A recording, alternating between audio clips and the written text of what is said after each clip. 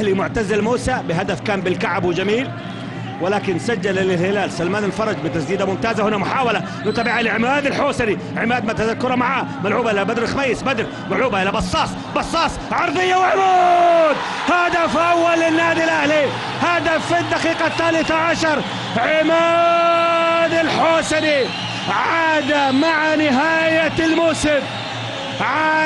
نهايه الموسم، يسجل في كل لقاء، هدف اول للنادي الاهلي. ولكن الاهتمام كان والتواجد كان والتفاهم كان بين مصطفى بصاص وبين بدر الخميس، من صنع الهدف، من تواجد في الهدف، تواجد في أكثر الكرات الأهلاوية خطورة هو بدر الخميس.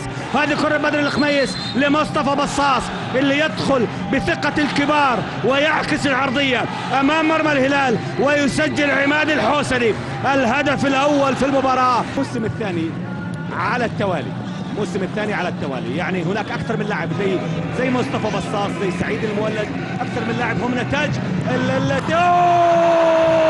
يا هدف جميل، هدف من سالم الدوسري، هدف التعادل رائع للهلال، هدف رائع للهلال، وبنفس طريقة التمريرات الواحد واثنين، تمريرة ممتازة لسالم الدوسري، سالم الذي أيضا يسجل مع نهاية الموسم الأكثر من الأهداف الهلالية، ويسجل ويبدع عاد لأنه كان مصاب. شوفوا كرة تيوب يونغ سو، شوفوا تمريرة سعد، هالمرة سعد يضع فيها خبرة وجمال، ويلعب كرة إلى سالم الدوسري، سالم بن اثنين من مدافعين النادي الأهلي، يسدد كرة في المرمى قوية جدا على يمين ياسر مسليم.